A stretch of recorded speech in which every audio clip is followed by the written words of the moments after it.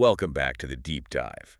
Today, I want to start with a ghost story. A ghost story? I thought we were talking marketing strategy. We are.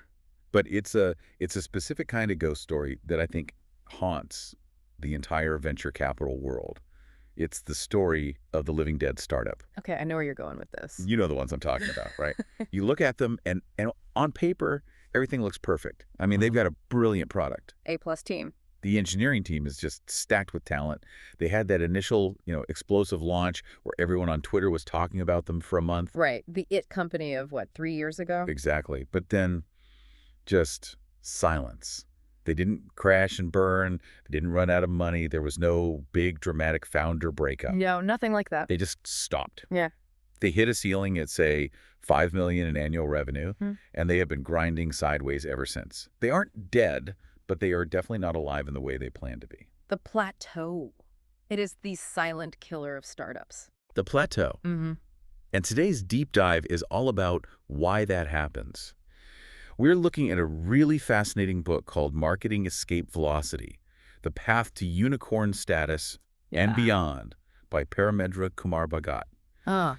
And I have to say, reading this, I felt a little attacked. Attacked. Why attacked? Because Bhagat basically takes the holiest of holies in startup culture, this idea of product market fit, and he doesn't throw it in the trash, but he says it's not what we think it is at all. He reframes it completely. Yeah. And this, I think, is the core insight right at the top of the whole thing. We are trained, conditioned to believe that product market fit PMF is the finish line. The destination. It's the destination. You get the green lights on the dashboard, the Stripe notifications start pinging on your phone, ching, ching, ching, and then you pop the champagne. You think, we did it. We're in orbit. Right. The market wants what we have. Our job is done. Now we just, sit back and collect the checks. But Bhagat's entire argument, the thesis of the book, is that you are not in orbit. You have just achieved ignition. Ignition. The engine is on, the fire is coming out of the bottom of the rocket, but the rocket hasn't actually moved yet. And the reason those living dead companies exist is that they mistook ignition for orbit. They sat there on the launch pad, revving the engine, feeling great, until they just ran out of fuel. That distinction, ignition versus orbit, that's the anchor for this whole conversation, isn't it? Because if PMF is just the spark, then we have to talk about the thrust. The real work. The real work. How do you actually break gravity? Because gravity in business is a lot heavier, a lot stronger than I think most people realize. It is. And the book uses this rocket metaphor throughout. It's not just a cute image. He treats it like a physics problem. To leave the Earth's atmosphere, a rocket has to hit a very specific speed escape velocity. If you don't hit that speed, gravity wins. Every single time. There's no almost. There's no almost. You either escape or you fall back. And in business, escape velocity is marketing. But not marketing in the sense of, let's run some Facebook ads or let's hire a social media intern. No, not at all. We are not talking about hacks or growth tricks or the latest shiny object. We are talking about marketing as propulsion, as a fundamental force. The physics of how you transition from being a promising startup to a category-defining unicorn. It's about building a system that makes your success inevitable. Inevitable. I love that word. It takes luck out of the equation. No. So let's unpack this. The book starts by talking about the physics of failure. Why do companies that have clear traction still fail to get trajectory? And that distinction right there, traction versus trajectory, is absolutely vital to get your head around. Okay, break that down. Traction is local validation. It means people in this small group right now like this thing. It's a snapshot. Trajectory is sustained acceleration. It's a vector. It says this thing is moving in a direction and picking up speed. It is inevitably going to be huge. So traction is what is, trajectory is what will be. Precisely. And many startups get traction, but they never achieve trajectory. They stall out because of what Bhagat calls the 3 gravitational forces. Let's dig into this gravity concept. Because usually when a startup fails, we blame these very specific circumstantial things. The CEO was bad or the market shifted under our feet. But Bhagat describes these as universal forces, like physics. They apply to everyone. Correct. It's not bad luck. It's physics. It's the environment you're operating in. And the first one he talks about is competitive gravity. Which, on the surface, sounds obvious, right? Competition exists. We all know that. It sounds obvious, but it's the timing and the cause that people get wrong. Think about the pre-PMF stage. You're in the garage, You're tinkering away on your idea. You know who cares about you. Nobody. Absolutely no one. The incumbents, the Microsofts, the Salesforces, the big banks, they don't even know you exist. You have this wonderful, beautiful luxury of obscurity. You're invisible. You're a bug on their windshield, if that. Exactly. But the very second you achieve product market fit, you have effectively fired a flare gun into the sky. You have just screamed to the entire world, hey, there's gold in these hills.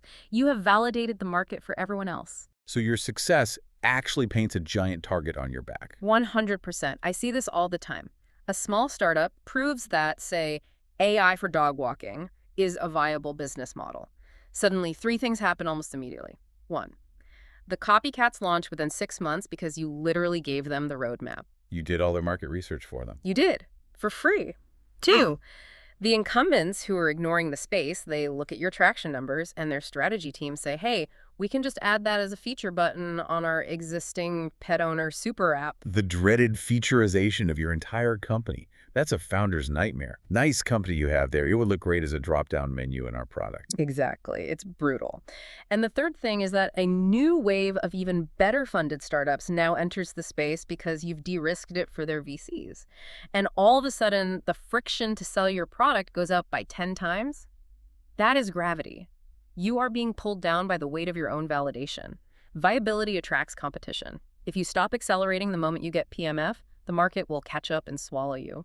Okay, that's thoroughly depressing. Yeah. But let's look at the second one, which I found the most counterintuitive, capital gravity. Because, I mean, we all think money helps you fly, right? It's the fuel. How on earth does money pull you down?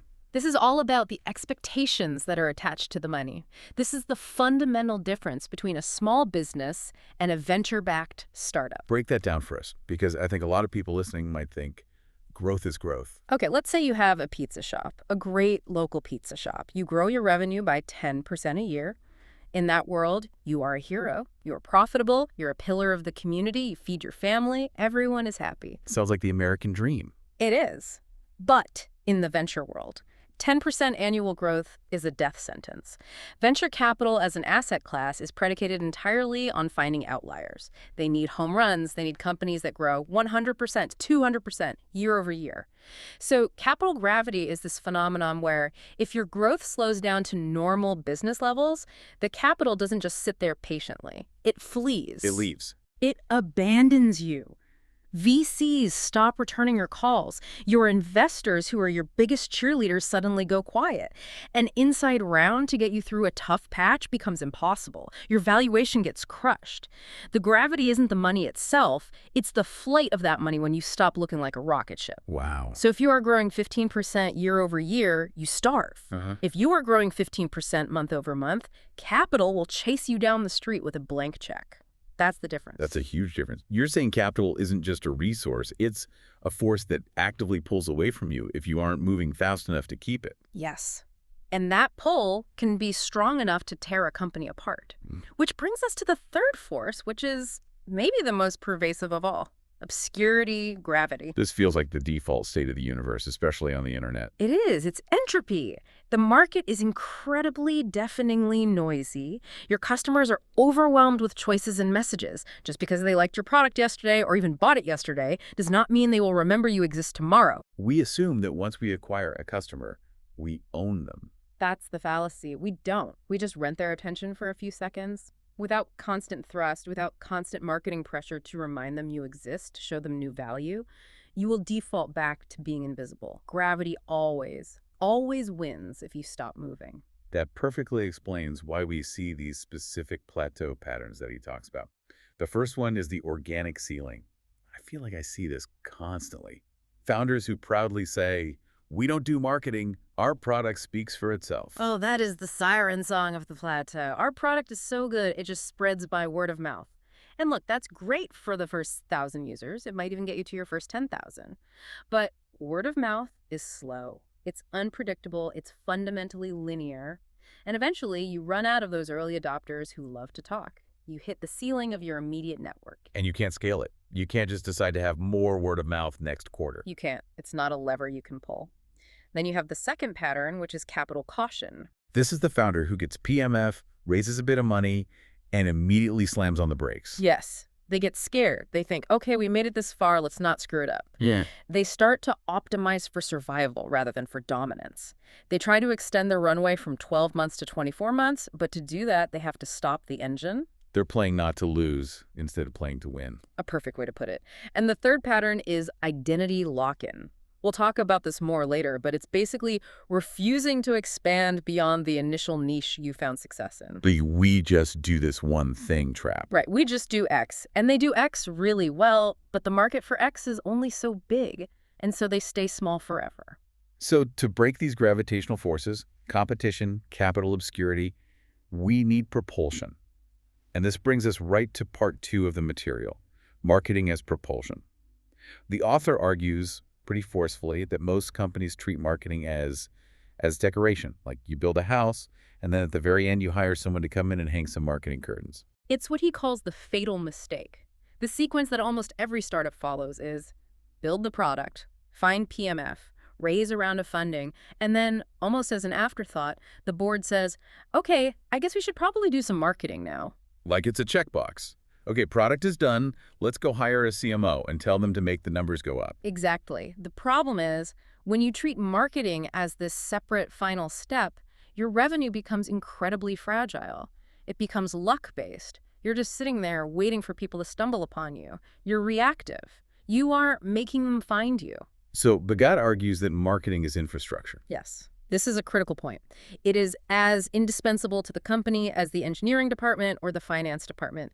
It is the combustion chamber of the rocket. And to understand that, you have to distinguish between broadcasting and propulsion. Okay, what's the difference? Broadcasting is linear. It's a one-way street. I build it. I write a press release to announce it. I hope you see it and buy it. The classic, we are excited to announce blog post, followed by crickets. Exactly. Total silence. Propulsion, on the other hand, is cyclical. It's a feedback loop. I test a message, I learn from the market's reaction, I adapt my product or my message, and then I expand the test. It forces motion. It creates its own momentum. The book uses some heavy hitters as examples here, Amazon, Apple, Tesla. But let's stop on Tesla for a second, because the common wisdom is Tesla doesn't do marketing. You hear that all the time. Which is, frankly, the biggest lie in modern business. Tesla doesn't do advertising. That's true. They don't buy TV spots or Super Bowl ads. But they do an immense, almost unprecedented amount of marketing. So what's the difference in this context? Marketing is propulsion. Tesla marketed a mission. They didn't sell a car. They sold the narrative of accelerating the world's transition to sustainable energy. That narrative was so powerful that it created a tribe. It created years-long waiting lists with customer deposits. It created a stock price that defied all known laws of financial gravity. That is marketing as deep infrastructure. They built the story into the very fabric of the company and the product. It's the same with Amazon, right? They didn't just market books. They marketed customer obsession. Right. And that wasn't a slogan on a billboard. It was baked into their operations. If you had to return a product, the insane ease of that return was the marketing. It was a demonstration of the core brand promise. Marketing wasn't a department at Amazon. It was the company's operating system. To think that way, it requires a massive mindset shift, especially when it comes to money. We have to move from thinking marketing is an expense to marketing as a revenue multiplier. This is the math that separates the unicorns from the living dead. It all comes down to how you look at ROI, return on investment. Let's say you get a 1x ROI on an ad campaign. So I spend $1, I get $1 back in revenue. Right. You broke even. Now, a traditional CFO looks at that and says, that was pointless. We made no profit. Shut it down. Shut it down. But a growth-minded founder looks at that and says, that was a huge win. Because you haven't made money, but you haven't lost it either. You proved the channel works. That's validation. You acquired a customer for effectively free. Okay, that makes sense. So what about 3x ROI? Now you have efficiency. Your marketing is self-funding the company's growth. You put $1 in, you get $3 out. You can take one of those dollars to acquire the next customer and keep the other two for profit or reinvestment. The machine runs itself. But the holy grail is when you hit 5x plus ROI. Then you have leverage, pure leverage. At that point, your primary constraint is no longer your budget, it's your ambition. The only question is, how fast can you responsibly spend the money? And the insight here is so wildly simple, but so many people miss it. If you have built a machine that reliably turns $1 into $3, Shrinking the budget to save money is completely irrational. It's worse than irrational. It's self-destructive. You don't turn off a profitable machine to save on the electricity bill. But that's exactly what companies do during economic downturns or when they get into that capital caution phase. They look at the P&L statement, they see marketing as this big red number under expenses, and they say, let's trim that. What they've actually done is just trim their own future revenue. Okay, I want to pause here because we're moving into part 3, the fuel burn phase. And the book throws out a number that, I'll be honest, it made my stomach drop a little bit. The 20% rule. Yes. The suggestion that in this early escape velocity phase, a startup should be willing to burn 10%, 20%, maybe even more of its projected revenue on marketing. Now, let me play devil's advocate here for a minute. We are in an economic climate right now where efficiency is God. Every VC on Twitter is talking about default alive and getting to profitability. Isn't this advice just incredibly reckless? Isn't this the exact recipe for how companies go bust? It is absolutely how companies go bust if they do it wrong. And this is, without a doubt, the most dangerous part of the book if you misread it or take it out of context. So walk us through the right way to burn cash, because set a pile of money on fire is usually pretty bad advice. You have to make a very clear distinction between reckless burn and strategic overspending. Reckless burn is emotional, it's driven by ego and vanity metrics, it's putting your logo on a Formula One car because the CEO likes racing, it's hiring a massive sales team before you have a repeatable sales playbook. That is literally just setting cash on fire to stay warm for a few moments. Right, that's just ego gratification. Strategic overspending is completely different. It's scientific, it's based on what the book calls the tuition concept. In the early days, let's say month 1 of a new ad campaign, you are not paying for customers. You are paying for data. You're buying the learning curve. You're paying to get smart, fast. Exactly. Let's run a scenario. You decide to spend $10,000 on LinkedIn ads in your first month, and at the end of the month, you've gotten 0 customers. My first instinct would be to fire my marketing lead. A weak founder fires the marketing lead. A strong founder sits down with them and looks at the data. Did we get impressions? Yes. Did we get clicks? Yes, a lot of them. Okay, so the ad creative and the targeting worked. Did the people who clicked stay on the landing page? No, the bounce rate was 99%. Okay, so the ad worked, but the page failed. That $10,000 wasn't wasted. It just bought you the undeniable truth that your landing page sucks. That's a very expensive lesson. Is it? Is it more expensive than spending the next 6 months debating the landing page copy in a conference room with 6 executives? The whole point is that you burn fuel to compress time. This is what the book calls the first 10 seconds analogy. A rocket burns the vast majority of its fuel in the first few seconds of launch, just to overcome the inertia and the thickest part of the atmosphere. Startups must be willing to burn aggressively in their early stages to break the powerful pull of obscurity. Burn fuel to compress time. I like that. But there's another phrase the author uses that really stuck with me. Don't optimize margins on a rocket that hasn't taken off. Yes. This is the great trap of the lean startup methodology when it's applied too late in the game. Being lean is fantastic for finding the product. It's great for tinkering and iterating in the garage. But once you have the product, being lean on marketing is often suicide. Why is that? Because of something I call the noise threshold. Imagine you are in the middle of a stadium during the Super Bowl. It is deafeningly loud. That is the modern market. If you try to whisper, if you spend $500 a month on ads, no one hears you. You mathematically cannot break through the ambient noise floor. In that environment, you are actually better off spending 0 than spending a little. You have to spend enough to spike above the noise, even for a moment, to be heard at all. So you have to be fat on marketing, at least for a little while. You have to be heavy, you have to be aggressive, you can optimize the margins after you have the volume and the data. If you spend all your time optimizing the margins on a tiny revenue base, all you end up with is a very profitable, very tiny business that is about to get completely crushed by a VC-backed competitor who isn't afraid to burn fuel to get to altitude first. Okay, so let's say we're doing this. We're strategically overspending. How do we know if the burn is actually working? Aside from just, watching the bank account go down. You have to look for the signals of escape velocity. There are a few key leading indicators. First, and most important, is your customer acquisition cost decreasing over time. It should start high and then come down. Exactly. In the beginning, it's expensive because no one knows who you are, but as you spend, you build brand trust. People start recognizing your name. That trust should make it cheaper to acquire the 10,000th customer than it was to acquire the 100th. If your CAC is flat, Or worse, going up as you scale, your rocket is leaking fuel. What's the second signal? Are you seeing organic lift? This is sometimes called the halo effect. You spend $10,000 on Facebook ads. You can track the direct clicks from those ads. That's easy. But at the same time, you should see a corresponding spike in people just Googling your brand name directly or typing your URL into their browser. If you don't see that halo, it means your ad creative isn't memorable. It's not resonating beyond the initial click. And the third signal you mentioned is that sales cycle to get shorter. Yes. If your marketing is working, your salespeople will feel it. The calls get easier. The prospects come to the demo already knowing who you are and what you do. There's less education needed. This is what he means by altitude reduces friction. It's expensive to get to that altitude, but once you're there, everything gets easier and cheaper.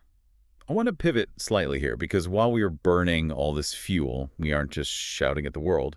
The book makes a brilliant point about marketing as a listening system. It's not a megaphone, it's a radar. This might be my favorite reframing in the entire text. We're so conditioned to think of marketing as output. Here is my message. Here is my ad.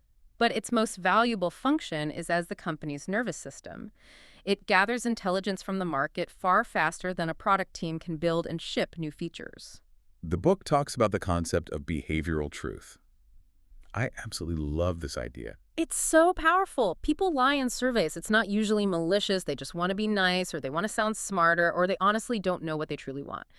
You send a survey to a customer and ask, would you use a new feature that helps you organize your files? And of course they say, yes, absolutely, I love being organized. But then you build it and nobody uses it. Correct. But behavior doesn't lie. Clicks don't lie. So instead, you run two ads. Ad A says, get your files perfectly organized. Ad B says, stop working on weekends. If Ad B gets 5 times the clicks, that is behavioral truth. The market has just told you, in no uncertain terms, we don't care about the abstract concept of organization. We care about getting our time back. And that single piece of data could change your entire product roadmap. It absolutely should. Suddenly, you aren't building more filing features. You're building automation features and workflow templates. The marketing data just told you what the product should actually be. It's a guidance system. And even something negative like customer churn is intelligence. It's not just failure. Churn is a pure, unvarnished signal. If a specific segment of your customers, let's say lawyers, churns at a very high rate, that tells you something important. Maybe you targeted the wrong people with your ads. That's a marketing fix. Or maybe your product doesn't handle legal document formats well. That's a product fix. The loop has to be. Marketing sends a message, the market reacts with its behavior, the product team adjusts to that reality, and then marketing sends a new, better informed message. It also mentions adjacency detection. That marketing is usually the first department to see when you're drifting into a new, unexpected segment. Yes. The radar is always scanning the horizon.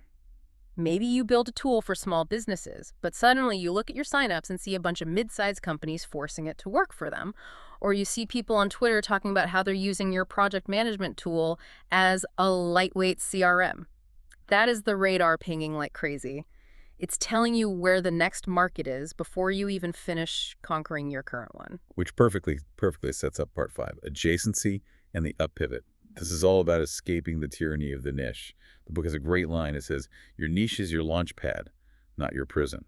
So many founders get stuck in their niche. They get identity lock-in. They think, we are the Uber for dog walking, and they never allow themselves to imagine becoming anything else.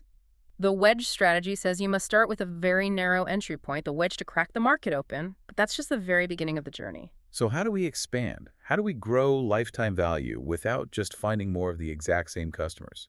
You actively look for adjacency.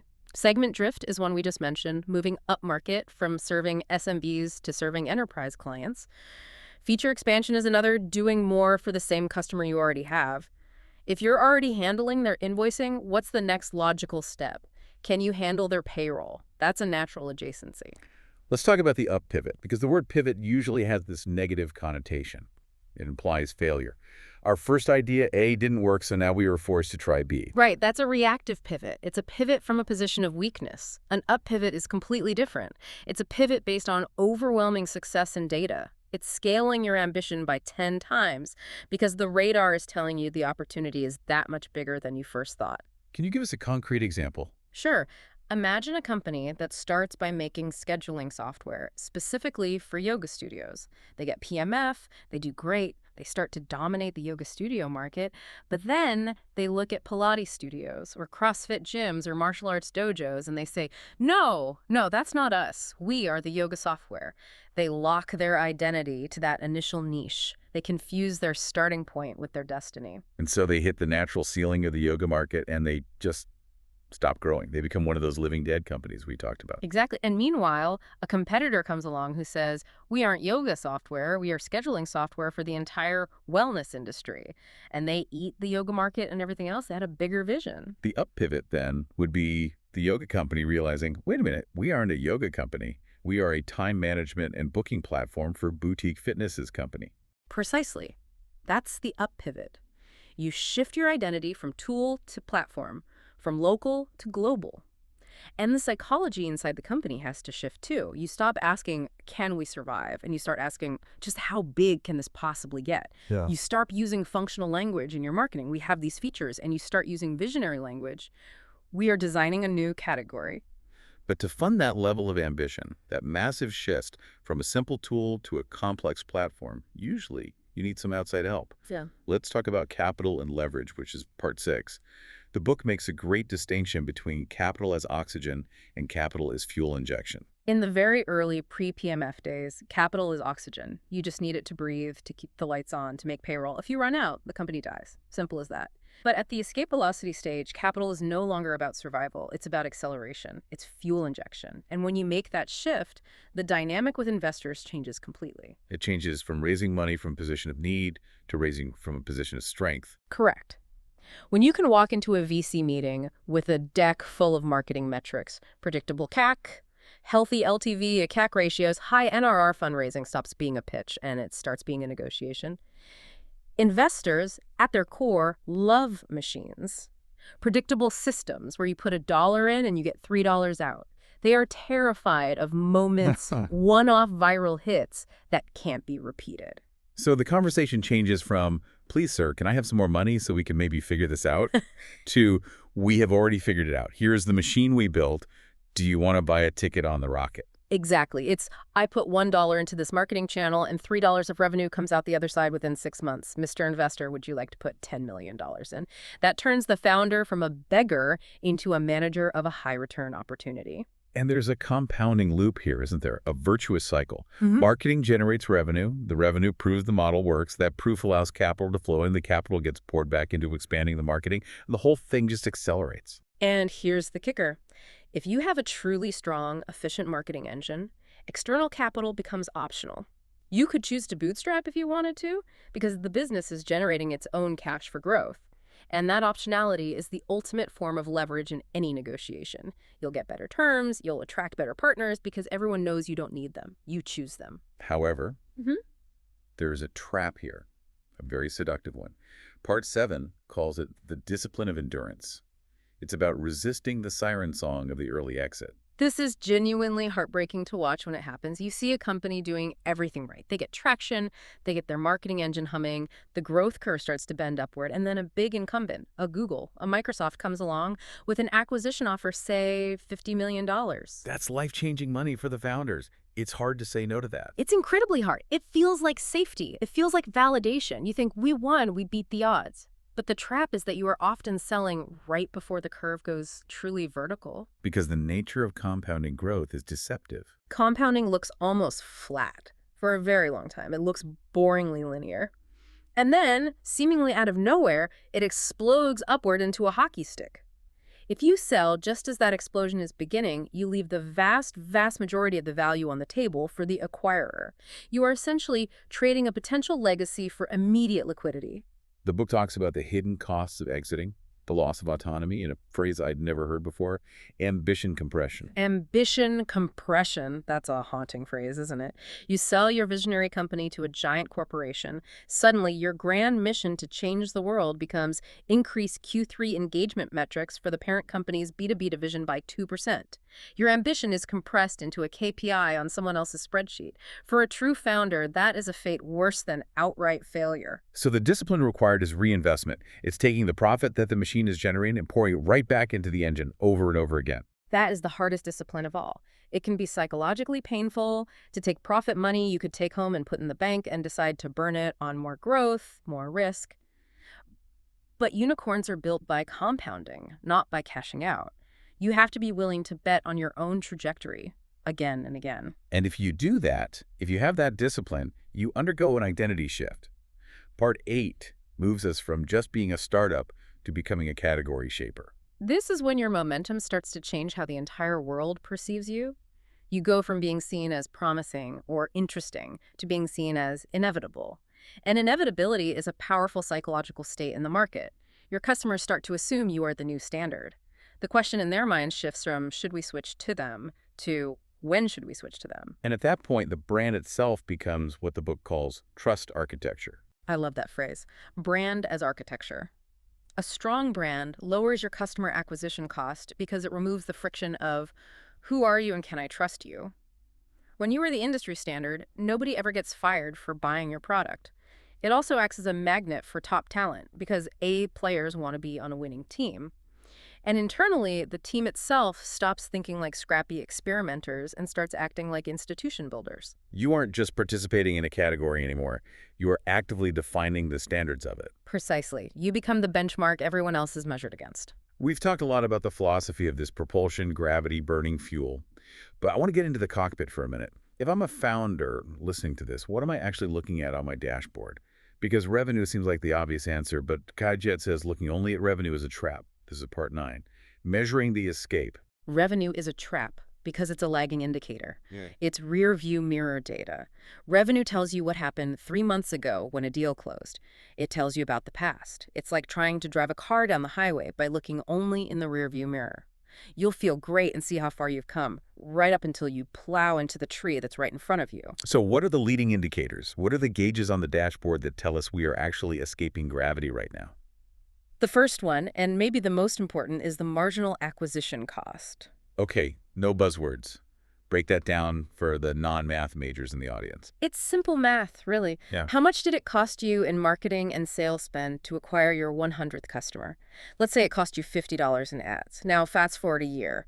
How much did it cost to acquire your 10,000th customer? Ideally, it should be less, right? Because by now, more people know who I am. There's brand recognition. Ideally, yes. In a company that is building what he calls brand gravity, that cost should drop to $40 than $30.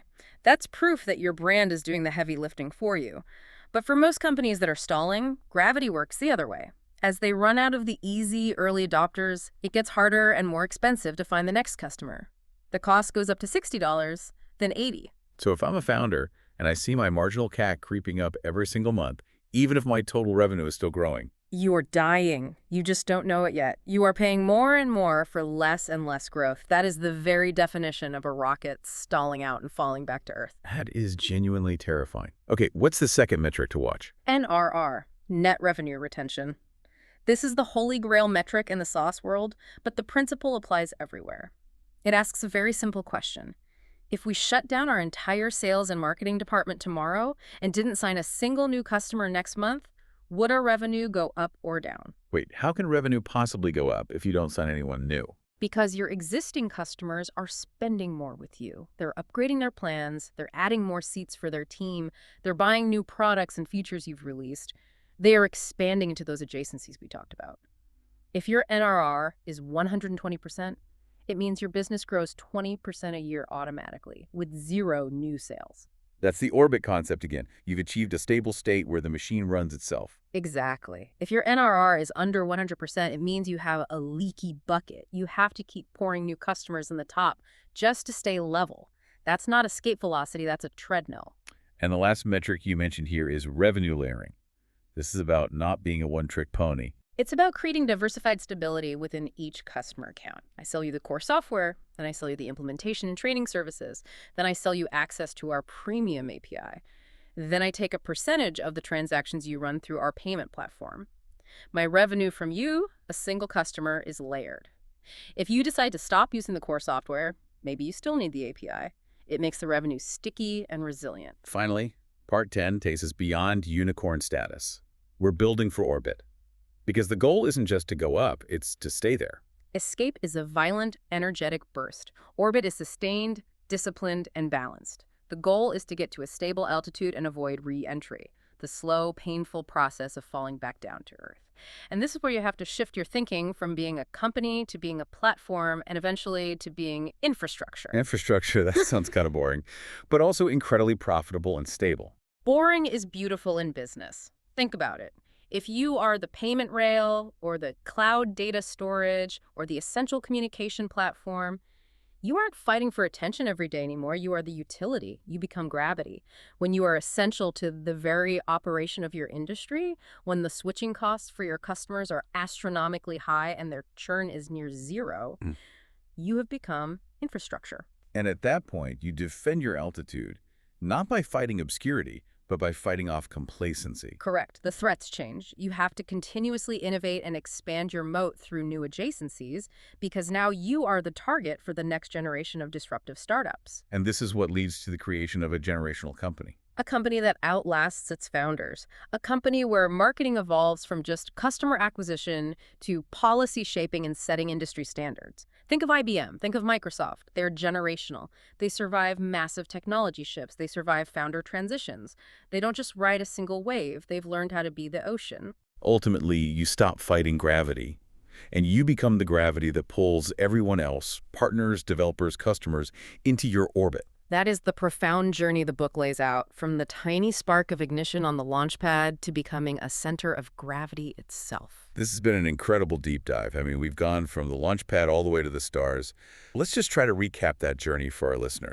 We started with ignition, understanding that PMF is just the start, not the final destination. Then we moved to propulsion, reframing marketing as the core engine, not just the paint job on the rocket. We talked about the fuel burn, the necessity of spending aggressively and strategically to break through the noise of obscurity. We discussed the radar, using marketing as a listening system to let market behavior guide the product roadmap. We covered the up pivot, the art of scaling your ambition by 10 times when the data supports it. We looked at capital, how to use money as fuel injection for acceleration, not just as oxygen for survival. We emphasized the discipline of endurance, resisting the temptation of the easy early exit in order to build a real legacy. We watched the identity shift, the transformation from being promising to becoming inevitable. We measured it all with the right metrics, focusing on leading indicators like marginal CAC and NRR, not just lagging revenue. And finally, we aimed for orbit, the ultimate goal of becoming the stable, essential infrastructure of your industry. It's a roadmap for the brave. It's not easy. It requires courage, it requires math, and it requires a whole lot of endurance. And as Pagat says so well in the book, escape velocity requires the courage to burn fuel, the wisdom to listen to the radar, and the endurance to say no to the easy exit. That's the quote of the day. So to everyone listening, check your dashboard. Are you building for traction or are you building for orbit? The choice ultimately is yours. Thanks for listening to The Deep Dive. Keep accelerating. I'll see you in the next one.